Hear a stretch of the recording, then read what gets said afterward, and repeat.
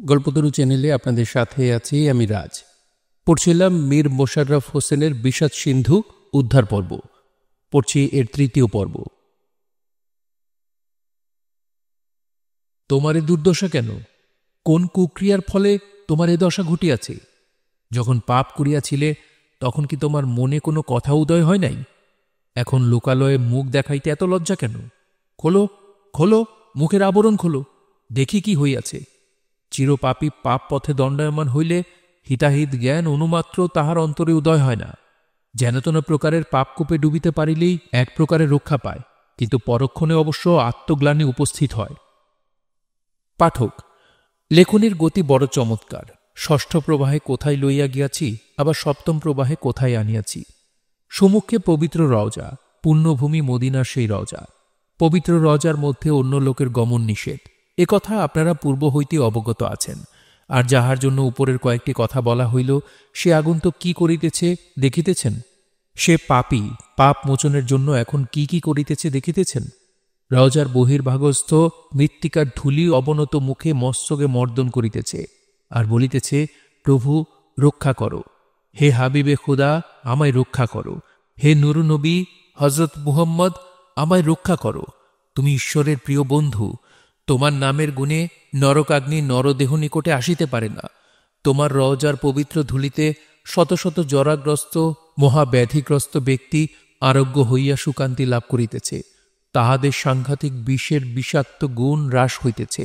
সেই বিশ্বাসে এই নরাধম পাপী বহু কষ্টে পবিত্র ভূমি মদিনায় আসিয়াছে। যদিও আমি প্রভু হোসেনের সহিত অমানসিক ব্যবহার করিয়াছি, হে দয়াময় জগদীশ, তোমার করুণা বাড়ি পাত্রভেদে নিপতিত হয় না। দয়াময়, তোমার নিকট সকলই সমান। জগদীশ, এই পবিত্র রওজার ধূলির মহাত্মে আমাকে রক্ষা করো। ক্রমে এক দুই করিয়া জনতা বৃদ্ধি হইতে লাগিল। আগন্তুকের আত্মগ্লানি ও মুক্তি কামনার প্রার্থনা শুনিয়া সকলেই সমুৎসুক হইয়া কোথায় নিবাস, কোথা হইতে আগমন, এই সকল প্রশ্ন করিতে লাগিল। আগন্তুক বলিল, আমার দুর্দশার কথা বলি ভাইরে, আমি ইমাম হোসেনের দাস। প্রভু যখন সপরিবারে কুফায় গমনের জন্য মদিনা হইতে যাত্রা করেন, আমি তাহার সঙ্গে ছিলাম। দৈব নিবন্ধনে কুফার পথ ভুলিয়া আমরা কারবালায় যাই। সকলে মহাব্যস্তে তারপর তারপর তারপর কারবালায় যাইয়া দেখি যে এজিদ সৈন্য পূর্বেই আসিয়া ফোরাত নদীকূল ঘিরিয়া রাখিয়াছে। এক বিন্দু জল লাভের আশা নাই। আমার দেহ মধ্যে কে যেন আগুন জ্বালিয়া দিয়াছে। সমুদয় বৃত্তান্ত আমি একটু সুস্থ না হইলে বলিতে পারিব না। আমি জ্বলিয়া পুড়িয়া মরিলাম। মদিনাবাসীরা আরও ব্যস্ত হইয়া জিজ্ঞাসা করিলেন, তারপর কি হইল বলো, জল না পাইয়া কি হইল? আর কি বলিব, রক্তারক্তি, মার মার, কাট কাট আরম্ভ হইল। প্রভাত হইতে সন্ধ্যা পর্যন্ত কেবল তরবারি চলিল। কারবালার মাঠে রক্তের স্রোত বহিতে লাগিল। মদিনার কেহ বাঁচিল না। ইমাম হোসেন, ইমাম হোসেন! ইমাম হোসেন সীমার হস্তে শহীদ হইলেন। সমস্বরে আর্তনাদ ও সজরে বক্ষে করাঘাত হইতে লাগিল। মুখে হাই হোসেন, হাই হোসেন। কেহ কাঁদিয়া কাঁদিয়া বলিতে লাগিল, আমরা তখন বারণ করিয়াছিলাম যে হজরত মদিনা পরিত্যাগ করিবেন না। নূর নবী হজরত মুহাম্মদের পবিত্র রওজা পরিত্যাগ করিয়া কোন স্থানে যাইবেন না। কেহ কেহ আর কোনো কথা না শুনিয়া ইমাম শোকে কাঁদিতে কাঁদিতে পথ বহিয়া যাইতে আরম্ভ করিলেন। কেহ কেহ ওই স্থানে মাথায় হাত দিয়া বসিয়া পড়িলেন। কেহ জিজ্ঞাসা করিলেন, তারপর যুদ্ধ অবসানের পর কি হইল? যুদ্ধ অবসানের পর কে কোথায় গেল, কে খুঁজিয়া দেখে? স্ত্রীলোক মধ্যে যাহারা বাঁচিয়াছিল ধরিয়া ধরিয়া উঠে চড়াইয়া দামেস্কে লইয়া গেল। জয়নাল আবেদিন যুদ্ধে যায় নাই, মারাও পড়ে নাই।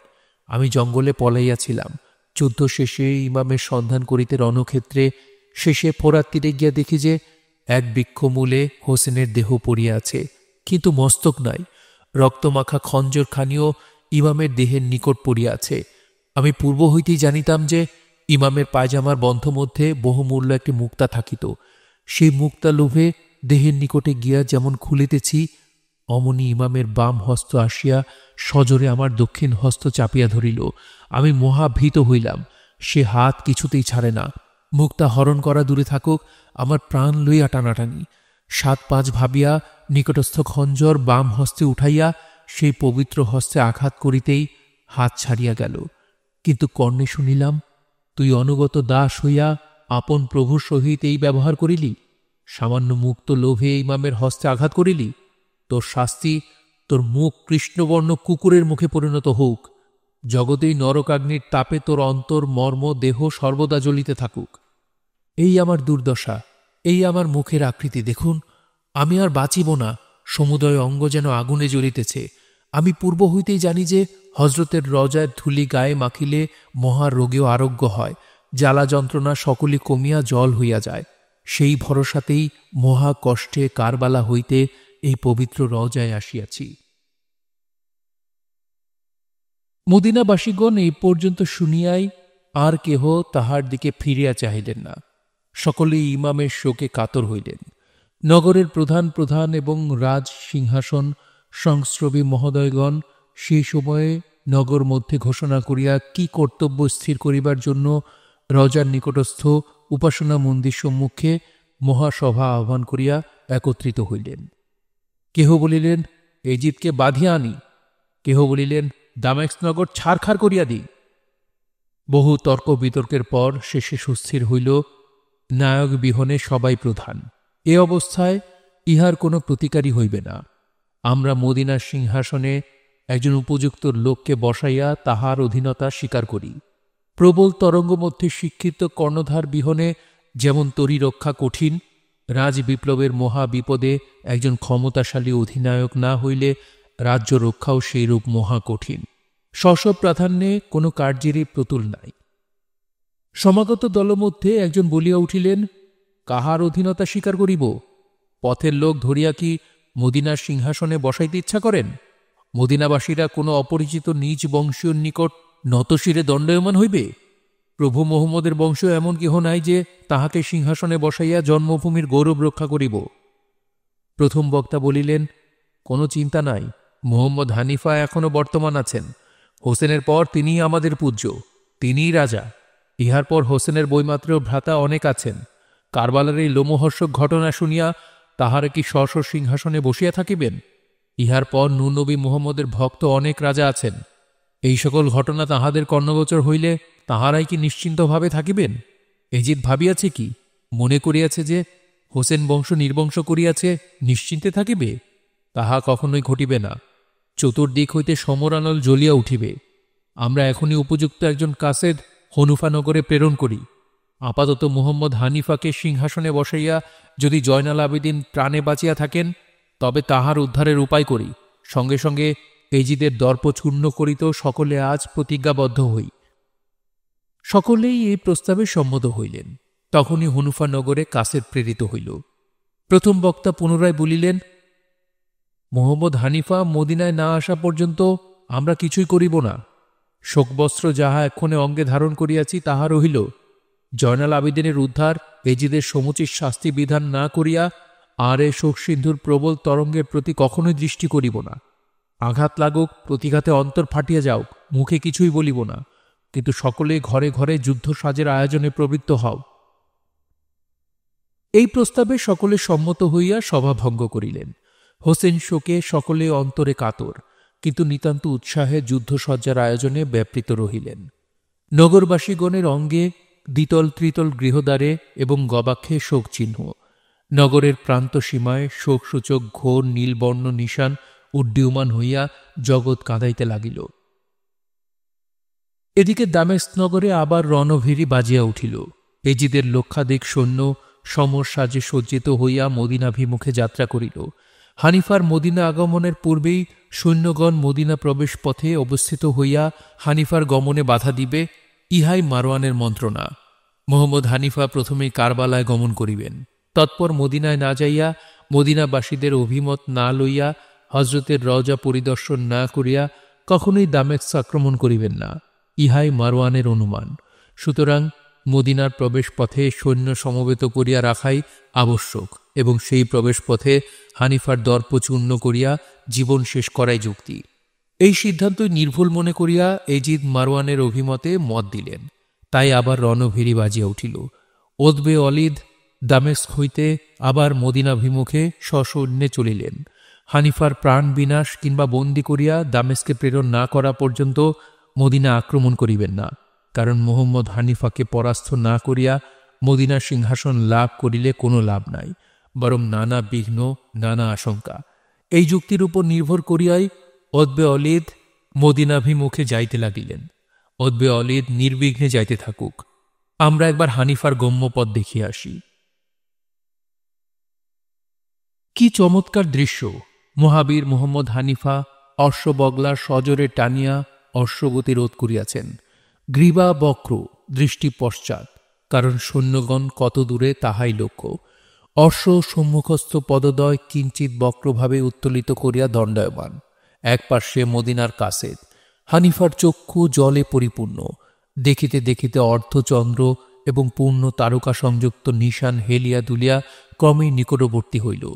গাজী রহমান উপস্থিত। তিনি দেখিলেন প্রভুর সজল চক্ষু, মুখভাব মলিন, নিকটে অপরিচিত কাসেদ, বিষাদের স্পষ্ট লক্ষণ। নিশ্চয়ই বিপদ, মহাবিপদ। বুঝি হোসেন ইহ জগতে নাই। গাজী রহমান, আপনার সিদ্ধান্ত নিশ্চিত। মোহাম্মদ হানিফা ভাতৃহারা, জ্ঞাতিহারা হইয়া এক্ষণে জ্ঞানহারা হইবার উপক্রম হইয়াছে। রক্ষার উপায় দেখুন। ভাতৃশোকে মহাশোক। মোহাম্মদ হানিফা গদগদ স্বরে বলিলেন, গাজী রহমান, আর কারবালায় যাইতে হইল না। বিধির নির্বন্ধে ভাতৃবর হোসেন শত্রুস্থনে প্রাণ হারাইয়াছেন। ইমাম বংশ সমূলে বিনাশ হইয়াছে। পরিজন মধ্যে যাহারা বাঁচিয়া আছেন তাহারাও দামেস্ক নগরে এজিদের কারাগারে বন্দী। এক্ষণে কি করি? আমার বিবেচনায় অগ্রে মদিনা যাই, প্রভু মোহাম্মদের রওজা পরিদর্শন করি, পরে অন্য বিবেচনা। গাজী রহমান বলিলেন, এ অবস্থায় মদিনাবাসীদিগের মত গ্রহণ করাও নিতান্ত আবশ্যক। রাজ্যবিহনে সেখানেও নানা প্রকার বিভ্রান্ত উপস্থিত হইতে পারে। ইমাম বংশে কেহ নাই, এ কথা যথার্থ হইলে পুণ্যভূমি মদিনা যে এতদিন এজিদের পদভারে দলিত হয় নাই, ইহারই বা বিশ্বাস কি? তবে অনিশ্চিত হইয়া অন্য চিন্তা নিরর্থক। মদিনাভিমুখে যাওয়াই কর্তব্য। পুনরায় মুহাম্মদ হানিফা বলিলেন, যাহা ঘটিবার ঘটিয়াছে, ভবিষ্যতের লেখা খণ্ডন করিতে কাহারও সাধ্য নাই। মদিনাভিমুখে গমনই যখন স্থির হইল, তখন বিশ্রামের কথা যেন কাহারও অন্তরে আর উদয় না হয়। সৈন্যগণ সহ আমার পশ্চাদগামী হও। দিবারাত্রি গমন, বিশ্রামের নাম কাহারও মুখে নাই। এই প্রকারে কয়েকদিন অবিশ্রান্ত গমন করিলে দ্বিতীয় কাসেদের সহিত দেখা হইল। জাতীয় নিশান দেখিয়াই মোহাম্মদ হানিফা গমনে ক্ষান্ত দিলেন। কাসেদ যথাবিধি অভিবাদন করিয়া করজোরে বলিলেন, বাদশাহ নামদার, দাসের অপরাধ মার্জনা হউন, আমি মদিনার কাসেদ। মোহাম্মদ হানিফা বিশেষ আগ্রহে জিজ্ঞাসা করিলেন, সংবাদ কি? পূর্ব সংবাদ বাদশাহ নামদারের অবিদিত নাই। তৎপরে যে সংবাদ পাওয়া গিয়াছে, আর আমি যাহা স্বচক্ষে দেখিয়া আসিয়াছি বলিতেছি। বাদশাহ নামদার, আপনার ভাতৃবংশে পুরুষ পক্ষে কেবলমাত্র এক জয়নাল আবেদিন জীবিত আছেন। তিনি তাহার মাতা, ভগ্নী, পিতৃব্য পত্নী দামেস্ক নগরে বন্দী। দিনান্তে এক টুকরো শুষ্ক রুটি, একপাত্র জল ভিন্ন আর কোনো প্রকার খাদ্যের মুখ দেখাও তাহাদের ভাগ্যে নাই। এজিদ এক্ষণে অগ্নিমূর্তি ধারণ করিয়া বসিয়া আছে। সে কেবল আপনার সংবাদে, আপনার প্রাণ বিনাশ করাই এক্ষণে তাহার প্রথম কার্য। ওতবে অলিদকে লক্ষাধিক সৈন্য সহ সাজাইয়া মদিনার সীমানায় পাঠাইয়া দিয়াছে। ওতবে অলিদ মদিনা আক্রমণ না করিয়া আপনার প্রতীক্ষায় মদিনার প্রবেশপথ রোধ করিয়া সর্বদা সতর্ক ও প্রস্তুত রহিয়াছে। অলিদ আপনার শিরচ্ছেদ করিয়া পরে মদিনার সিংহাসনে এজিদ পক্ষ হইতে বসিবে, ইহাই ঘোষণা করিয়াছে। এক্ষণে যাহা ভালো হয় করুন। মোহাম্মদ হানিফায় এবার এক নতুন চিন্তায় নিপতিত হইলেন। সহজে মদিনায় যাইবার আর সাধ্য নাই। প্রথমে যুদ্ধ, পরে প্রবেশ, তারপর মদিনাবাসীদিগের সহিত সাক্ষাৎ। গাজী রহমান বলিলেন, তবে যুদ্ধ অনিবার্য। যেখানে বাধা সেইখানেই সমর। এ তো বিষম ব্যাপার। অলিদ চতুরতা করিয়া এমন কোন স্থানে যদি শিবির নির্মাণ করিয়া থাকে যে সম্মুখে সুপ্রশস্ত সমতল ক্ষেত্র নাই, শিবির নির্মাণের উপযুক্ত স্থান নাই, জলের সুযোগ নাই, সৈন্যদিগের দৈনিক ক্রীড়া করিবার উপযুক্ত প্রাঙ্গণ নাই, তবে তো মহাবিপদ। অগ্রেই গুপ্তচর, চিত্রকর এবং কুঠারধারীগণকে ছদ্মবেশে প্রেরণ করিতে হইতেছে। মোহাম্মদ হানিফা বলিলেন, আমার মতি স্থির নাই। যাহা ভালো বিবেচনা হয় করো। তবে এইমাত্র কথা যে, বিপদে সম্পদে, শোকে দুঃখে সর্বদাই সকল সময় যিনি ভগবান, তাহারই নাম করিয়া চলিতে থাকো। যাহা অদৃষ্টে আছে ঘটিবে। আর এখন হইতে আমার আর বৈমাত্রের ভাতৃগণ যাহারা যেখানে আছেন তাহাদিগকে ইমামের অবস্থা, ইমাম পরিবারের অবস্থা বিস্তারিত রূপে লিখিয়া কাসেদকে পাঠাও। এ কথা লিখিয়া দাও যে পদাতিক, অশ্বারোহী প্রভৃতি যত প্রকার যোদ্ধা যাহার অধীনে যত আছে তাহাদের আহার সংগ্রহ করিয়া মদিনা প্রান্তরে আসিয়া আমার সঙ্গে যোগদান করুন। ইরাক নগরে মসহাব কাক্কা, আঞ্জাম নগরে ইব্রাহিম ওয়াদি, তোগান রাজ্যে অলিওয়াদের নিকটে সমুদয় বিবরণ লিখিয়া কাসেদ প্রেরণ করো। আর মুসলমান রাজা যিনি যে প্রদেশে যে নগরে রাজ্য বিস্তার করিয়া আছেন তাহাদের নিকটও এই সমাচার লিখিয়া কাসেদ প্রেরণ করো। শেষে এই কয়েকটি কথা লিখিও যে, ভাতৃগণ, যদি জাতীয় ধর্ম রক্ষার বাসনা থাকে, জগতে মোহাম্মদীয় ধর্মের স্থায়িত্ব রাখিতে ইচ্ছা থাকে, কাফেরের রক্তে ইসলাম অস্ত্র রঞ্জিত করিতে ইচ্ছা থাকে, আর প্রভু মোহাম্মদের প্রতি অটল ভক্তি থাকে, তবে এই পত্রপ্রাপ্তি মাত্র আপন আপন সৈন্যসহ মদিনা প্রান্তরে আসিয়া উপস্থিত হন। প্রভু পরিবারের প্রতি যে দৌরাত্ম্য হইতেছে সে বিষয়ে আলোচনা করিয়া এখন কেহ দুঃখিত হইবেন না। এখন ধর্মরক্ষা, মদিনার সিংহাসন রক্ষা, এজিদের বধ, হোসেন পরিজনের উদ্ধার, এই সকল কথাই যেন জপমালার মন্ত্র হয়। এইক্ষণে কেহ চক্ষের জল ফেলিবেন না। কাঁদিবার দিনে সকলে একত্র হইয়া কাঁদিব। শুধু আমরা কয়েকজনেই যে কাঁদিব তাহা নহে, জগৎ কাঁদিবে। এ জগৎ চিরদিন কাঁদিবে। স্বর্গীয় দূত ইসরাফিল জীবের জীবনলীলা শেষ করিতে যেদিন ঘোর নাদে সিংহা বাজাইয়া জগৎ সংহার করিবেন, সেদিন পর্যন্ত জগৎ কাঁদিবে। দুঃখ করিবার দিন ধরা রহিল। এখন অস্ত্র ধরুন, শত্রু বিনাশ করুন। মোহাম্মদীয় দিন ওই সিংহাবাদন দিন পর্যন্ত অক্ষয়রূপে স্থায়িত্বের উপায় বিধান করো। গাজী রহমান, এই সকল কথা লিখিতে ভুলিও না। গাজী রহমান প্রভুর আদেশ মতো শাহীনামা পত্র যাহা যাহার নিকট উপযুক্ত তখনই লিখিতে আরম্ভ করিলেন। সৈন্যগণ ক্রমে আসিয়া জুটিল। মন্ত্রীপ্রবর রাজাদেশে সকল শ্রেণীর প্রধান প্রধান অধ্যক্ষগণকে সমস্ত বিবরণ জ্ঞাপন করিলেন। নির্দিষ্ট স্থানে কাসেদ প্রেরিত হইল। সকলে আবার গমনে অগ্রসর হইল। একদিন প্রেরিত গুপ্তচর ও সন্ধানী লোকদিগের সহিত দেখা হইল। বিস্তৃত বিবরণ অবগত হইয়া পুনরায় যাইতে লাগিলেন। নির্দিষ্ট স্থান অতি নিকট। উৎসাহে গমনবেগ বৃদ্ধি করা হইল। ওদবে অলিদ সৈন্যসহ মদিনা প্রবেশ পথের প্রান্তরে হানিফার অপেক্ষায় রহিয়াছেন। একদা সায়াহ্নকালে কয়েকজন অনুচরসহ নিকটস্থ শৈলশিখরে বায়ু সেবন আশায় সজ্জিত বেশে বহির্গত হইলেন। পাঠক, যে স্থানে মাইমুনার সহিত মারওয়ান নিশীথ সময়ে কথা কহিয়াছিলেন এই সেই পর্বত। হোসেনের তরবারির চাকচিক্য দেখিয়া যে পর্বতের গুহায় অলিদ লুকাইয়াছিল এ সেই পর্বত। শৈলশিখরে বিহার করিবেন, প্রাকৃতিক স্বাভাবিক শোভা দেখিয়া নয়ন পরিতৃপ্ত করিবেন, এই আশাতেই অলিদের এখানে আগমন। আশার অভ্যন্তরে যে একটু স্বার্থ না আছে তাহাও নহে। স্বাভাবিক দৃষ্টির বহির্ভূত যদি কোনো ঘটনা ঘটিবার লক্ষণ প্রকাশ পায়, প্রত্যক্ষভাবে তাহা দেখিবার জন্য দূরদর্শন যন্ত্র সঙ্গে আনিয়াছেন। সমতল ক্ষেত্রে অশ্ব সকল রাখিয়া কয়েকজন অনুচর সহ পর্বতে আরোহণ করিলেন। প্রথমে মদিনা নগরের দিকে যন্ত্রের সাহায্যে নিরীক্ষণ করিয়া দেখিলেন নীলবর্গ পতাকা সকল উচ্চ মঞ্চে উড়িয়া হোসেনের মৃত্যু সংবাদ ঘোষণা করিতেছে। অন্যদিকে দেখিলেন খর্জুর বৃক্ষের শাখা সকল বেতাঘাতে উন্মত্তভাবে ধারণ করিয়া হোসেনের শোকে মহাশোক প্রকাশ করিতেছে। তাহার পর সম্মুখ দিক নিরীক্ষণ করিতেই হস্ত কাঁপিয়া গেল। যন্ত্রটি সুবিধামতো ধরিয়া দেখিলেন, কিন্তু সন্দেহ ঘুচিল না। আবার বিশেষ মনোযোগের সহিত দেখিলে সন্দেহ ঘুচিয়া নিশ্চিত সাব্যস্ত হইল। এখন কথা, এই কাহার সৈন্য এমন সুসাজে সুসজ্জিত হইয়া মদিনাভিমুখে আসিতেছে? এই সৈন্যশ্রেণী কাহার? তুরঙ্গগুলি গায়ে গায়ে মিশিয়া নৃত্য করিতে করিতে অগ্রসর হইতেছে। অশ্বারোহীদের অশ্বপৃষ্ঠে বসিবারই কি পরিপক্কতা, অস্ত্র ধরিবারই বা কি পরিপাট্য। বেশভূষা, কান্তি, গঠন অতি চমৎকার, মনোহর এবং নয়ন তৃপ্তিকর। ইহারা কে, শত্রু না মিত্র? আবার দূরদর্শন যন্ত্রে চক্ষু দিয়া সঙ্গীগণকে বলিলেন, তোমরা একজন শীঘ্র শিবিরে যাইয়া শ্রেণী বিভাগের অধ্যক্ষগণকে সংবাদ দাও যে অর্ধচন্দ্র আর পূর্ণ তারা সংযুক্ত পতাকা গগনে দেখা গিয়াছে, প্রস্তুত হও। আজ্ঞামাত্র একজন সহচর দ্রুত গতির তুরঙ্গ পৃষ্ঠে আহরণ করিয়া প্রস্থান করিলেন। অলিদ দূরদর্শন যন্ত্রে মনোনিবেশ করিলেন। আগন্তুক সৈন্যগণ আর অগ্রগামী হইতেছে না, শ্রেণীবদ্ধভাবে নানা শ্রেণীতে বিভক্ত হইয়া দণ্ডায়মান হইল। আরও দেখিলেন যে একজন অশ্বারোহী দ্রুত বেগে চলিয়া আসিতেছে। তৎক্ষণাৎ তুনির হইতে তীর বাহির করিয়া ধনুকে টঙ্কার দিলেন। অশ্বারোহীর প্রতি লক্ষ্য করিতে দেখিলেন সে জাতীয় চিহ্নযুক্ত শুভ নিশান উড়াইয়া সংবাদ বাহির পরিচয় দিতে দিতে নক্ষত্র বেগে ছুটিয়াছে।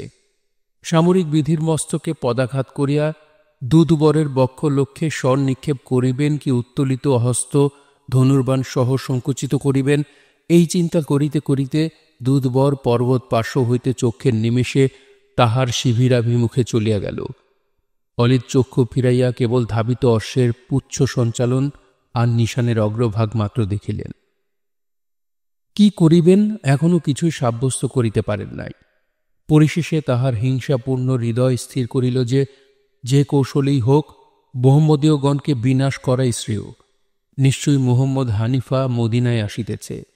হানিফার দূতকে গুপ্তভাবে বধ করিলে কে জানিবে যে এ কার্য একজন প্রধান সেনাধ্যক্ষ দ্বারা সংঘটিত হইয়াছে। যে শুনিবে সেই বলিবে কোন দস্যু কর্তৃক এরূপ বিপরীত কাণ্ড ঘটিয়াছে। এই ভাবিয়া পুনরায় আপন আয়ত্ত মতো ধারণ করিলেন। মনে মনে বলিলেন, পুনঃ এই পথে আসিলেই একবার দেখিব দেখিব দেখিব। কিন্তু এই বলিতে বলিতেই তাহার কর্ণে দ্রুতগতি অশ্বপদপ্রতি শব্দ প্রবেশ করিল। চক্ষু ফিরাইয়া দেখিলেন সেই অশ্ব, সেই নিশান, সেই দুধবরের বক্ষ লক্ষ্য করিয়া তীর নিক্ষেপ করিবেন। অলিদের এই উদ্যোগেই দুধবর তাহার লক্ষ্য ছাড়াইয়া বহু দূরে সরিয়া পড়িলেন। অলিদের হাতের তীর হাতেই রহিয়া গেল। বিশেষ লক্ষ্য করিয়া দেখিলেন দুধবর আগন্তুক সৈন্য মধ্যে যাইয়া মিশিলেন। ওদবে অলিদ পর্বত বিহার পরিত্যাগ করিয়া সহচরগণ সহ শিবিরে আসিবার জন্য শিখর হইতে অবতরণ করিলেন। মুহম্মদ হানিফা প্রেরিত দূত অলিদ শিবিরে অল্প সময় মধ্যে যাহা যাহা জানিয়া গিয়াছেন তৎসমুদয় মোহাম্মদ হানিফার গোচর করিয়া বলিলেন, বিনা যুদ্ধে মদিনা যাওয়ার সাধ্য নাই। সৈন্যগণ বিষ সাজে সজ্জিত। প্রধান সৈন্যাধ্যক্ষ ওদবে অলিদ মহোদয় এক্ষণে শিবিরে নাই। এই সকল কথা হইতেছে এমন সময় বিপক্ষ দূত শিবির দ্বারে আসিয়া উপস্থিত। মুহম্মদ হানিফার আজ্ঞায় বিপক্ষ দূত সমাদরে আহত হইয়া শিবির মধ্যে প্রবেশ করিল। বিশেষ সম্মানের সহিত অভিবাদন করিয়া দুধবর বলিল, বাদশাহ নামদার, মহারাজ এজিদের আজ্ঞা এই যে সংস্রব্র শূন্য নগরে প্রবেশ করিতে বিশেষ সৈন্য সামন্ত সহ পররাজ্যে আসিতে স্থানীয় রাজার অনুমতি আবশ্যক। আপনি সে অনুমতি গ্রহণ করেন নাই, সুতরাং আর অগ্রসর হইবেন না। আর এক পদভূমি অগ্রসর হইলেই রাজপ্রতিনিধি মহাবীর অলিদ আপনার গমনে বাধা দিতে সৈন্যসহ অগ্রসর হইবেন। আর আপনি যদি পরিবার পরিজনের সাহায্যের জন্য আসিয়া থাকেন তবে ন্যূনতা স্বীকারপূর্বক স্বদেশে ফিরিয়া যাইবার প্রার্থনা করিলেও যাইতে পারিবেন না, বন্দীভাবে দামেস্কে যাইবেন। দুধবর নিজ প্রভুর আজ্ঞা প্রকাশ করিয়া নত শিরে পুনরায় অভিবাদন করিয়া দণ্ডায়মান হইলে গাজী রহমান বলিতে লাগিলেন, দুধবর, তোমাদের রাজপ্রতিনিধি বীরবর অলিদকে গিয়া বলো, নিজের রাজ্যে প্রবেশ করিতে কেহ কাহারও অনুমতির অপেক্ষা করে না। হোসেন পরিজনকে কারাগার হইতে উদ্ধার করাই আমাদের প্রধান উদ্দেশ্য এবং হাসান হোসেনের প্রতি যিনি যে প্রকার ব্যবহার করিয়াছেন তাহার সমুচিত প্রতিবিধান করিতে আমরা কখনোই ভুলিব না। পৈতৃক দামেস্ক রাজ্য, মাবিয়ার পুত্র এজিদ যাহা নিজ রাজ্য বলিয়া দামেস্ক সিংহাসনের অবমাননা করিয়াছে তাহাকে সমুচিত শাস্তি বিধান করিব। মদিনায় প্রবেশ করিয়া আমাদের গতি ক্ষান্ত হইবে না। অলিদের লক্ষাধিক সৈন্য শোনিতে আমাদের চিরপিপাসু তরবারির শোণিত পিপাসা মিটিবে না। এজিদের এক একটি সৈন্য শরীর শত শত খণ্ডে খণ্ডিত করিলেও আমাদের তরবারির তেজ কমিবে না, ক্রোধ নিবৃত হইবে না। বন্দীভাবে আমাদিগকে দামেস্কে পাঠাইতে হইবে না। এই সজ্জিত বেশে, এই বীর বেশে বিজয় নিশান উড়াইয়া রণভেরি বাজাইতে বাজাইতে শ্রীগাল কুকুরের ন্যায় শত্রু বধ করিতে করিতে আমরা দামেস্ক নগরে প্রবেশ করিব। আমাদের বিশ্রাম বিরাম ক্লান্তি কিছুই নাই। এখন মদিনায় প্রবেশ করিব। তুমি শিবিরে যাইতে না যাইতে দেখিবে যুদ্ধ নিশান উড়িয়াছে, আমরাও শিবিরের নিকটবর্তী। দুধবর নত শিরে অভিবাদন করিয়া বিদায় হইল।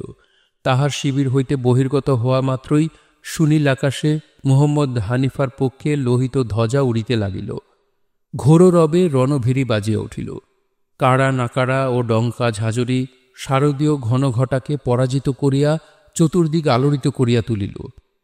তুরঙ্গ সকল কর্ণ উচ্চ করিয়া পুচ্ছগুচ্ছ স্বাভাবিক ঈষৎ বক্র ভঙ্গিতে হেস্যারবে নৃত্য করিতে করিতে অগ্রসর হইতে লাগিল।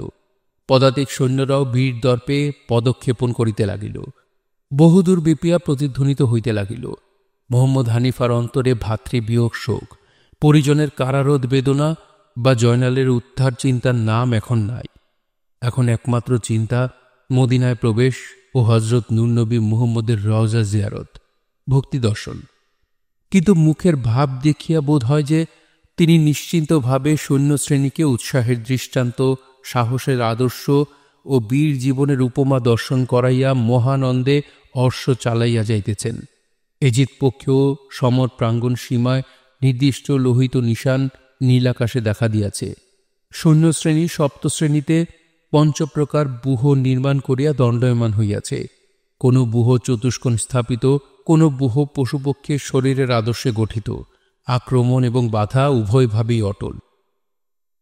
গাজী রহমান বলিলেন, অলিদ যে প্রকারে ব্যূহ নির্মাণ করিয়া আক্রমণ এবং বাধা দিতে দণ্ডায়মান, এ সময় একটু বিবেচনা আবশ্যক হইতেছে।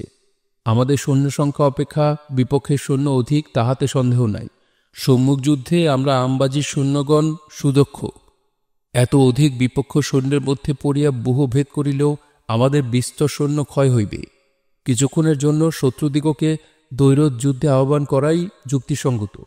যদি অলিদের আর সৈন্য না থাকে, তবে অবশ্যই তাহাকে রচিত ব্যূহ ভঙ্গ করিয়া যুদ্ধার্থে সৈন্য পাঠাইতে হইবে। একজন আমবাজি সৈন্য যদি 10 জন কাফেরকে নরকে প্রেরণ করিয়া শহীদ হয়, সেও সৌভাগ্য। মোহাম্মদ হানিফা গাজী রহমানের বাক্যে অশ্বগতি রোধ করিলেন। ক্রমে সৈন্যগণ প্রভুকে গমনে ক্ষান্ত দেখিয়া দণ্ডায়মান হইল। গাজী রহমান বলিলেন, কে দ্বৈরথ যুদ্ধপ্রিয়? কার অস্ত্র অগ্রে শত্রু শোণিতপানে সমুৎসুক? অশ্বারোহী সৈন্যগণ সমস্বরে বলিয়া উঠিল, আমি অগ্রে যাইব। মোহাম্মদ হানিফা সকলকে ধন্যবাদ দিয়ে আশ্বস্ত করিলেন এবং বলিলেন, প্রথম যুদ্ধ জাফরের। জাফর প্রভুর আদেশে নিষ্কষিত অসিহস্তে সমর ক্ষেত্রে উপস্থিত হইয়া বিপক্ষ সৈন্যকে যুদ্ধে আহ্বান করিলেন। আহ্বানের শব্দ অলিদ শিবিরে প্রবেশ মাত্র মুহূর্ত মধ্যে বায়ু বেগে বিপক্ষ দল হইতে একজন সৈন্য আসিয়া বলিতে লাগিল, ওরে, মদিনা প্রবেশের আশা এই পরিশুষ্ক বালুকারাশিতে বিসর্জন করিয়া পলায়ন কর। ওরে, কি সাহসে যুদ্ধ করিতে আসিয়াছিস? হাসান, হোসেন, কাশেম যখন আমাদের হাতে বিনাশপ্রাপ্ত হইয়াছে, তখন তোরা কোন সাহসে তরবারি ধরিয়াছিস? তোদের সৌভাগ্য সূর্য কারবালার প্রান্তরে লোহিত বসন পড়িয়া ইহকালের জন্য একেবারে অস্তমিত হইয়াছে। এখন তোদের অঙ্গে নীল বসনই বেশি শোভা পায়। আর্তনাদ এবং বক্ষে করাঘাত করাই তোদের এখনকার কর্তব্য। রণভেজি বাজাইয়া আবার কি সাধে তরবারি ধরিয়াছিস? দুঃসময় লোকে বুদ্ধিহারা হইয়া আত্মহারা হয়। তাহার দৃষ্টান্ত তোরাই আজ দেখাইলি, জগৎ হাসাইলি। পিপিলিকার পালক যে জন্য উঠিয়া থাকে, তাহাই তোদের ভাগ্যে আছে, আর অধিক কি? আম্বাজি বীর বলিলেন, কথার উত্তর প্রত্যুত্তরের সময় আমাদের এখন নাই। সময় উত্তীর্ণ হইয়া যাইতেছে। যমদূত অস্থির হইতেছেন, আমার হস্তস্থিত অস্ত্রের প্রতি চাহিয়া আছেন। যমদূত কোথায় রে বর্বর? দেখ যমদূতকে। বলিয়াই অশির আঘাত। আঘাতে আঘাত উড়িয়া গেল। এজি সৈন্য লজ্জিত, মহালজ্জিত হইল। অশ্ব ফিরাইয়া পুনরায় আঘাত করিবার ইচ্ছায় যেমন তরবারি উত্তোলন করিয়াছে, অমনি তাহার বাম স্কন্ধ হইতে দক্ষিণ পার্শ্ব দিয়া জাফরের সুতীক্ষ্ণ অসি চঞ্চল চপলা সদৃশ্য চাকচিক্য দেখাইয়া চলিয়া গেল। অলিদ জাফরের তরবারির হাত দেখিয়া আশ্চর্যান্বিত হইলেন। এদিকে দ্বিতীয় যোদ্ধা সমরে আগত। সে আর টিকিল না। যে তেজে আগত, সেই তেজেই খণ্ডিত। তৃতীয় সৈন্য উপস্থিত। সে আর তরবারি ধরিল না। বর্ষা ঘুরাইয়া জাফরের প্রতি নিক্ষেপ করিল। জাফর সে আঘাত বর্মে উড়াইয়া পদাঘাতে বিপক্ষকে অশ্ব হইতে মৃত্তিকায় ফেলিয়া বর্ষার দ্বারা বিদ্ধ করিলেন। চতুর্থ বীর গদা হস্তে আসিয়া জাফরকে বলিল, কেবল তরবারি খেলার বর্ষা ভাজাই শিখিয়াছ, বলো তো ইহাকে কি বলে? গদা বজ্রবৎ জাফরের মাথায় পড়িল। জাফর বাম হস্তে বর্ম ধরিয়া গদার আঘাত উড়াইয়া দিলেন, কিন্তু রোষে তাহার চক্ষু ঘোর রক্তিম বর্ণ ধারণ করিল। মহাক্রোধে তরবারির আঘাত করিয়া বলিলেন, যা কাফের, তোর গদা লইয়া নরকে যা। উভয় দলের লোকেই দেখিল যে গদাধারী যোদ্ধা দ্বিখণ্ডিত হইয়া অশ্বের দুই দিকে পড়িয়া গেল। ক্রমে দামেস্কের 70 জন সেনাকে একা জাফর সমন সদনে প্রেরণ করিলেন। এখন ব্যূহ পূর্ববৎ রহিয়াছে, কিন্তু আর কেহই দ্বৈরথ যুদ্ধে অগ্রসর হইতেছে না। জাফর চক্রাকারে অশ্ব চালাইতেছেন। অশ্ব গলদঘর্ম হইয়া ঘন ঘন শ্বাস নিক্ষেপ করিতেছে। ওদবে অলিদ মহা ক্রোধান্বিত হইয়া বলিলেন, একটা লোক ৭০ জনের প্রাণ বিনাশ করিল, আর তোমরা তাহার কিছুই করিতে পারিলে না। দৈরথ যুদ্ধ তোমাদের কার্য নাহে। প্রথম বুহে সমুদয় সৈন্য যায়া হানিফার সৈন্যের মস্তক আনয়ন করো। আজ্ঞামাত্র জাফরকে সৈন্যদল ঘিরিয়া ফেলিল। মোহাম্মদ হানিফার আশাও পূর্ণ হইল। গাজী রহমানকে বলিলেন, এই সময়, এই উপযুক্ত সময়। সিংহ গর্জনে মোহাম্মদ হানিফা আসিয়া জাফরের পৃষ্ঠপোষক হইলেন। অর্শের দাপটে দামেক সৈন্যগণ বহু দূরে সরিয়া দাঁড়াইল। অরিদ দেখিলেন মোহাম্মদ হানিফা স্বয়ং জাফরের পৃষ্ঠপোষক। দ্বিতীয় বুহ ভগ্ন করিতে আদেশ করিয়া বলিলেন, উভয়কে ঘিরিয়া কেবল তীর নিক্ষেপ করো, তরবারির আয়ত্তের মধ্যে কেহ যাইও না। আজ হানিফার মনের স্বাদ পূর্ণ হইল। ভাতৃবিয়োগজনিত শোক বহ্নি বিপক্ষে শনিতে শীতল করিতে লাগিলেন। দূর হইতে তীর নিক্ষেপ করিয়া কি করিবে? তরবারির আঘাতে, দুলদুলের পদাঘাতে জাফরের বর্ষার দামেক সৈন্য তৃণবৎ তুরিয়া যাইতে লাগিল। মরুভূমিতে রক্তের স্রোত চলিল। জগৎলোচন রবি সেই রক্তস্রোতের প্রতিবিম্বে আরক্তিম দেহে পশ্চিম গগনে লুকায়িত হইলেন। মুহাম্মদ হানিফা এবং জাফর শত্রু বিনাশে বিরত হইয়া বেষ্টনকারী সৈন্যের এক পার্শ্ব হইতে কয়েকজনকে লোহিত বসন পরাইয়া সেই পথে নিজ শিবিরে প্রবেশ করিলেন। তার সাধ্য সম্মুখে দাঁড়ায় বর্ষা। কত বর্ষা মুহাম্মদ হানিফার উদ্দেশ্যে নিক্ষিপ্ত হইল, কিন্তু কিছুতেই কিছু হইল না। ওদবে অলিদ প্রথমে যুদ্ধ বিবরণ, হানিফার বাহুবলের পরিচয়, তাহার তরবারি চালনার ক্ষমতা বিস্তারিত রূপে লিখিয়া দামেস্ক নগরে এজিদের নিকটে কাসেদ প্রেরণ করিলেন। বিশ্রামদায়িনী নিশার নিজামতীত। অনেকেই নিদ্রার ক্রোড়ে অচেতন। এ সময় কিন্তু আশা, নিরাশা, প্রেম, হিংসা, শোক, বিয়োগ, দুঃখ, বিরহ, বিচ্ছেদ, বিকার এবং অভিমানযুক্ত হৃদয়ের বড়ই কঠিন সময়। সে হৃদয়ে শান্তি নাই, সে চক্ষে নিদ্রা নাই। ওই এজিদের মন্ত্রণা গৃহের দ্বীপ জ্বলিতেছে। প্রাঙ্গণে দ্বারে শানিত কৃপান হস্তে প্রহরী দণ্ডায়মান রহিয়াছে। গৃহাভ্যন্তরে মন্ত্রণাদাতা মারওয়ান সহ এজিদ জাগরিত। সন্ধানী গুপ্তচর সম্মুখে উপস্থিত। মারওয়ান আগন্তুক গুপ্তচরকে জিজ্ঞাসা করিলেন, কোন দিকে যাইতে দেখিলে? আর সন্ধানেই বা কি জানিতে পারিলে? আমি বিশেষ সন্ধানে জানিয়াছি, তাহারা হানিফার সাহায্যে মদিনায় যাইতেছে। মোহাম্মদ হানিফা যে মদিনায় গিয়াছে এ কথা তোমাকে কে বলিল? তাহাদের মুখেই শুনিলাম। মোহাম্মদ হানিফা প্রথমত কারবালাভিমুখে যাত্রা করেন, পরে কি কারণে কারবালায় না যাইয়া মদিনায় গিয়াছেন সে কথা অপ্রকাশ রহিয়াছে। তবে কি যুদ্ধ বাঁধিয়াছে? যুদ্ধ না বাঁধিলে সাহায্য কিসের? আচ্ছা, কত পরিমাণ সৈন্য? অনুমানে নিশ্চিত করিতে পারি নাই, তবে তুরস্ক ও তোগান প্রদেশের বিস্তর সৈন্য। এই দুই রাজ্যের ভূপতিদ্বয় আছেন। এজিদ কহিলেন, কি আশ্চর্য! ওদবে অলিদ কি করিতেছে? ভিন্ন দেশ হইতে হানিফা সাহায্যে সৈন্য যাইতেছে, সৈন্য সামন্তের আহারীয় পর্যন্ত যাইতেছে। ইহার কি কোনো সংবাদ অলিদ প্রাপ্ত হয় নাই? মুহাম্মদ হানিফা স্বয়ং মহাবীর, তাহার উপরেও এত সাহায্য? শেষ যাহাই হোক, ওই সকল সৈন্য যাহাতে মদিনায় যেতে না পারে তাহার উপায় করিতে হইবে। ওই সকল সৈন্য ও আহারীয় সামগ্রী যদি মদিনায় না যায়, তাহা হইলেও অনেক লাভ। এমন কোনো বীর পুরুষই কি দামেস্ক রাজধানীতে নাই উপযুক্ত সৈন্য লইয়া এই রাত্রেই উহাদিগকে আক্রমণ করে, আর না হয় গমনে বাধা দেয়? সীমার করজোরে বলিলেন, বাদশাহ নামদার, চির আজ্ঞাবহ দাস উপস্থিত, কেবল আজ্ঞার অপেক্ষা।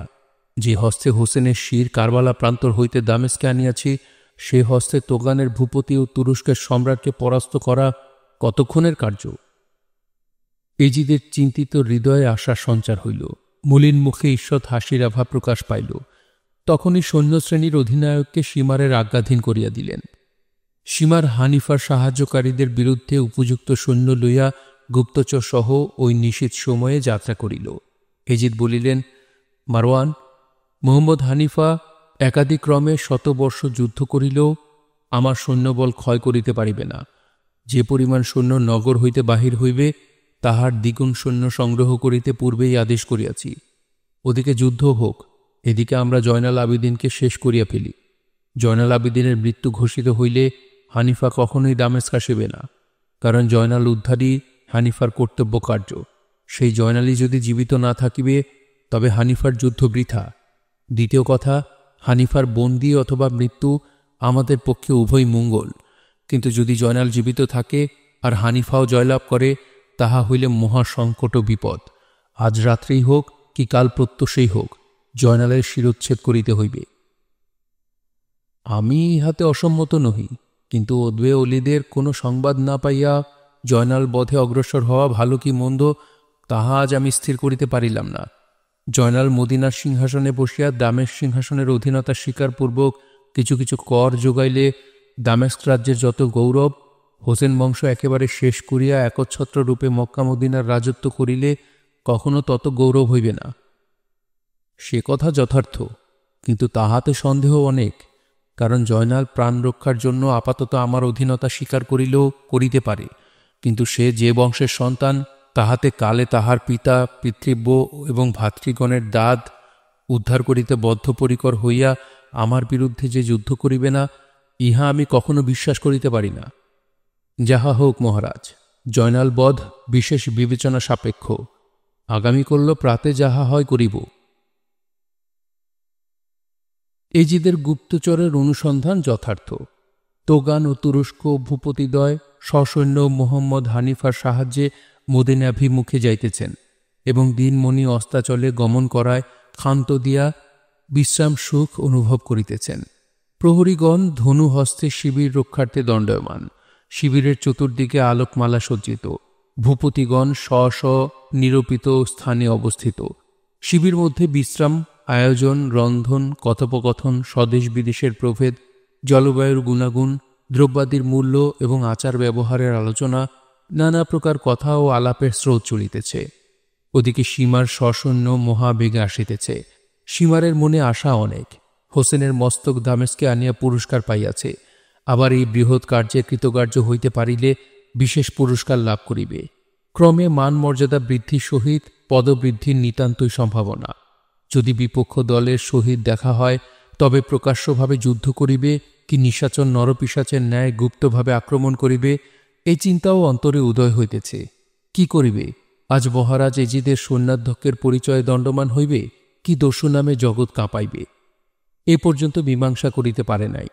যাইতে যাইতে আগন্তুক রাজগণের শিবির বহির্দ্বারস্থ আলোকমালা দেখিতে পাইল। স্থায়ী গৃহ নহে, চিরস্থায়ী রাজপুরী নহে, নিশা উপযোগী বস্ত্রাবাস মাত্র। তাহারই সম্মুখস্থ আলোকমালার পরিপাট্য দেখিয়া সীমার আশ্চর্যান্বিত হইলেন। যতই অগ্রসর হইতে লাগিলেন ততই নয়নের তৃপ্তি বোধ হইতে লাগিল।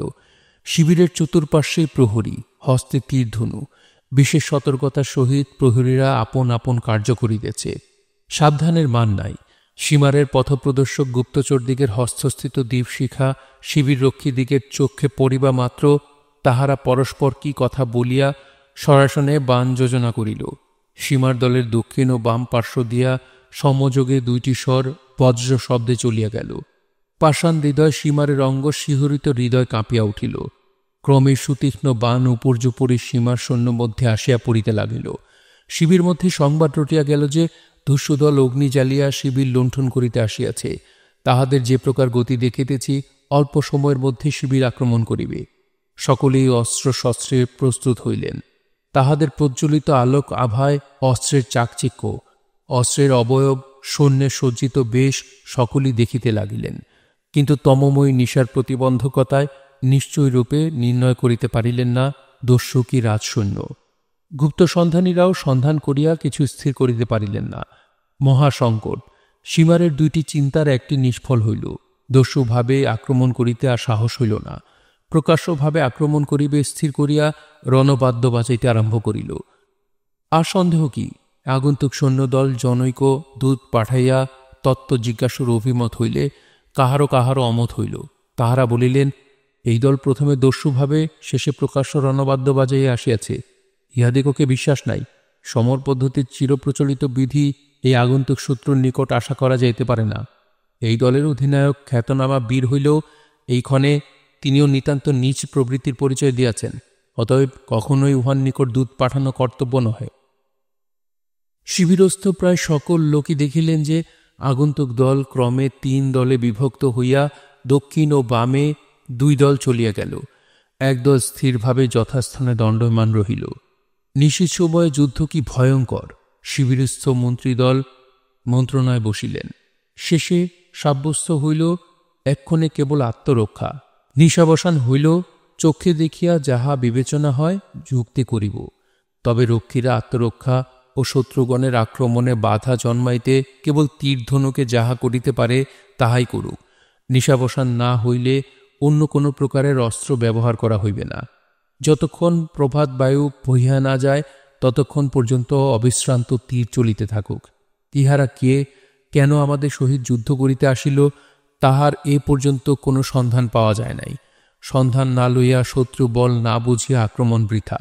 অনিশ্চিত অপরিচিত আগন্তুক শত্রুর সহিত হঠাৎ যুদ্ধ করা শ্রেয়স্কর নহে।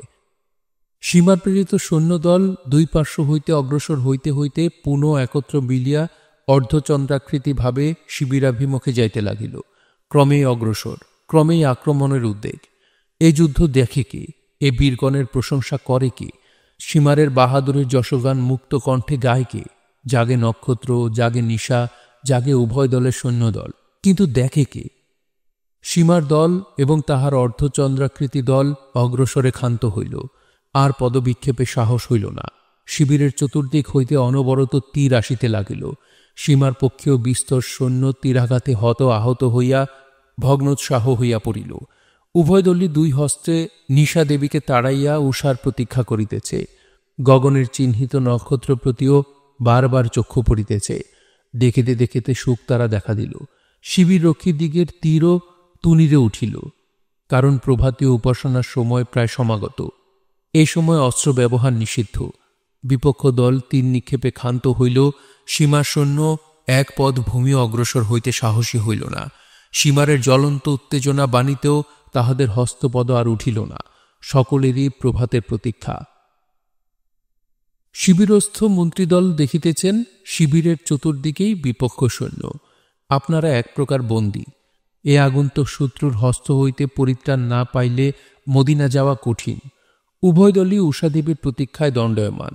ক্রমে প্রদীপ্ত দীপশিখার তেজ হ্রাস হইতে আরম্ভ হইল। ঘোর অন্ধকারে তরুলতা প্রবেশ করিল। দেখিতে দেখিতে প্রভাত বায়ুর সহিত ক্ষণস্থায়ী উষাদেবী ধবল বসনে ঘোমটা টানিয়া পূর্ব দিক হইতে রজনী দেবীকে সরাইয়া দিনমণির আগমন পথ পরিষ্কার করিয়া দিলেন। উভয় দলই পরস্পরের চক্ষে পড়িল।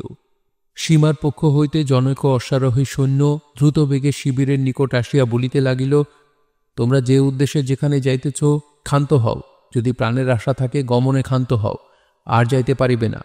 যদি চক্ষু থাকে তবে চাহিয়া দেখো, তোমরা মহারাজ এজিদের প্রধান বীর সীমারের কৌশলে এখন বন্দী। পরের জন্য কেন প্রাণ হারাইবে? তোমাদের সহিত মহারাজ এজিদের কোনো বাদ বিসংবাদ নাই। তোমাদের কোনো বিষয়ে অভাব কি অনটন হইয়া থাকে, বলো, আমরা অভাব পূরণ করিতে প্রস্তুত আছি। মনোমানে প্রাণ লইয়া স্ব রাজ্যে গমন করো। মদিনাভিমুখে যাইবার কথা আর মুখে আনিও না। যদি এ সকল কথা অবহেলা করিয়া মদিনাভিমুখে যাইতে কিঞ্চিত অগ্রসর হও, তবে জানিও মরণ অতি নিকটে। এখন তোমাদের ভালো মন্দের ভার তোমাদের হস্তে। শিবিরবাসীদের পক্ষ হইতে কেহ তাহার নিকটে আসিল না, কেহ তাহার কথার উত্তর করিল না। কিন্তু কথা শেষের সহিত লাখে লাখে ঝাঁকে ঝাঁকে তীর সকল গগন আচ্ছন্ন করিয়া স্বাভাবিক সনসন শব্দে আসিতে লাগিল। আক্রমণ ও বাধার আশা অতি অল্প সময়ের মধ্যেই সীমারের অন্তর হইতে অপসৃত হইয়া গেল। সীমারের সৈন্যগণ আর তিষ্ঠিতে পারিল না। আঘাত সহ্য করিতেছে, মরিতেছে, কেহ অজ্ঞান হইয়া পড়িতেছে, রক্ত বমন করিতেছে, বক্ষ হইতে রক্তের ধারা ছুটিতেছে, চক্ষু উল্টাইয়া পড়িতেছে, ক্ষতবিক্ষত হইয়া মহা অস্থির হইয়া পলাইতেছে। আবার কেহ ধরাশায়ী হইয়া নাকে মুখে শোণিত উদ্গীরণ করিয়া প্রাণ বিসর্জন করিতেছে। সীমারের চাতুরী বুঝিয়া ওঠা বড়ই কঠিন। সন্ধির প্রস্তাবে দূত প্রেরণ করিলেন। শিবিরস্থ সৈন্যগণের সুতীক্ষ্ণ তীর তুনিতে প্রবেশ করিল। ক্ষণকালের জন্য যুদ্ধ স্থগিত রহিল। সীমার প্রেরিত দূত বরের প্রার্থনা এই যে, আমরা বহুদূর হইতে আপনাদের অনুসরণে আসিয়া মহাক্লান্ত হইয়াছি। আজিকার মতো যুদ্ধ ক্ষান্ত থাকুক। আগামী প্রভাতে আমরা প্রস্তুত হইব। যদি বিবেচনা হয় তবে বিনা যুদ্ধে মদিনার পথ ছাড়িয়া দিব। আমরা মহাক্লান্ত। শিবিরস্থ মন্ত্রীদলের মধ্যে তুর্কির মন্ত্রী বলিলেন, আমরা সম্মত হইলাম। ক্লান্ত শত্রুর বিরুদ্ধে অস্ত্র উত্তোলন করিলে অস্ত্রের অবমাননা করা হয়। আমরা ক্ষান্ত হইলাম। তোমরা পথশ্রান্তি দূর করো। সীমার দূত যথাবিধি অভিবাদন করিয়া প্রস্থান করিল। সীমার চিন্তায় মগ্ন হইলেন। অনেকক্ষণ পর সীমারের কথা ফুটিল, প্রকাশ্য যুদ্ধে পারিব না, কখনোই পারিব না। এই তীরের মুখে আমরা টেকিতে পারিব না। কৌশল না হয় অর্থে কার্যসিদ্ধি হইবে, বাহুবলের আশা বৃথা। সীমার উঠিলেন, পরিচারকগণকে বলিলেন, আমার এই সকল যুদ্ধসাজ, অস্ত্রশস্ত্র, বেশভূষা রাখিয়া দাও। যদি কখনো অস্ত্র হস্তে লইবার উপযুক্ত হয় তবে লইব, নতুবা এই রাখিলাম। সীমার আর উহাও স্পর্শ করিবে না। যুদ্ধসাজ, অস্ত্রশস্ত্র আমাদের উপযুক্ত নহে। তুরস্ক ও তোগানের সৈন্যগণে উহার যথার্থ অধিকারী। শুনছিলেন মীর মোশাররফ হোসেনের বিষাদ সিন্ধু উদ্ধার পর্ব, পড়ছিলাম এর 3য় পর্ব। উপন্যাসটি আপনাদের কাছে কেমন লাগছে তা অবশ্যই কমেন্ট করে আমাদেরকে জানাতে পারেন। ভালো লাগলে একটি লাইক করবেন, চাইলে শেয়ার করে অন্যকে শোনার সুযোগ করে দিতে পারেন। সবাই ভালো থাকবেন, সুস্থ থাকবেন এবং গল্পতরুর সঙ্গেই থাকবেন। ধন্যবাদ।